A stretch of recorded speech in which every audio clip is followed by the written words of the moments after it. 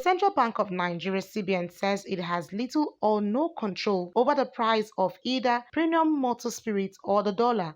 The Apex Bank, who was represented by one of its principal managers, Osagi Clement, stated this when he appeared before the House of Representatives ad hoc committee investigating the recent hike in the price of fuel. He stated that the demand for PMS has gone down by 30% following the hike in the price. He said on a monthly basis, $150 million is being deployed to the importation of premium motor spirits by the Central Bank of Nigeria. According to him, competition among marketers would bring the price of PMS down. Clements urged the federal government to discourage importation and encourage local production, which he said would reduce the current economic challenges in the nation's economy. He, however, expressed optimism that there are positive times ahead in the next 4 months for Forex to benefit the nation's economy. The price of crude oil in the international market is not determined by Nigeria.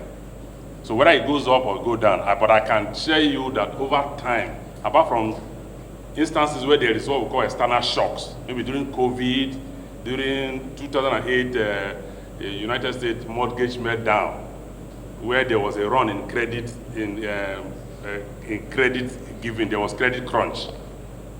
Price of crude oil does not swing that far. Even if it's 100, it moves to 110, back to 100, back to 90, just oscillating along that position. The impact on the PMS will be minimal. The same thing with this exchange rate we are talking about. We are not saying that exchange rate is going to be at a point. Stability does not mean point analysis. Stability means that the central line, the volatility along the central line should not diverge so much. What Nigeria is feeling today is that you wake up one day, you're buying fuel at 145 or 150 or 160 and you're saying 500. If fuel has moved from 145 or 150 to 170, before 3 days, everybody will stop talking. So those ones are adjustment within the trend line. So international crude oil price moves, adjusts gradually along the trend line. It will not hurt us that much.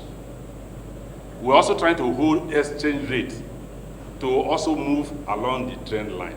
We are just praying that there shouldn't be a gallop divergence. Let's hope that something is not going to happen so shockingly that crude oil will move from 100 or 90 to 200, or 90 or 100 to 150. That's when it will pass seriously on PMS.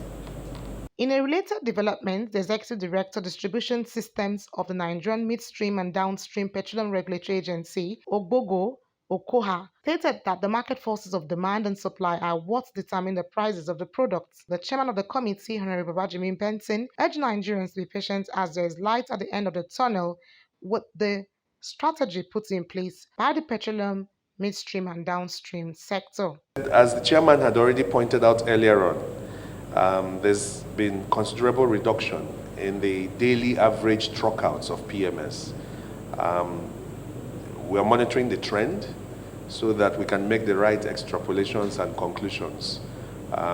Is it a question of diversion is gone, or is it a question of purchasing power? And so one has to be a little bit circumspect before drawing those conclusions. Again, everybody looks to the regulator and asks what is our role in relation to pricing. The PIA does not require us to fix prices, and we're not fixing any prices. With the regulation, the market forces of demand and supply will determine what prices of products will be. However, the same PIA has given the authority quite enormous powers to intervene to avoid cartel building, which is why we've introduced competition, to also deal with illegal profiteering, and more importantly, to work with FCCPC in relation to consumer protection. A component of pricing has to do with foreign exchange.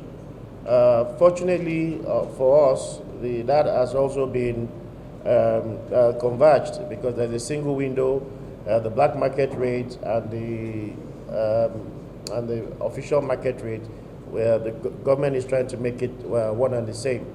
In doing that, we've been told that the demand for foreign exchange has gone down, which is good for Nigerians. And they've promised that within 4 months, we would see an increased flow of foreign exchange.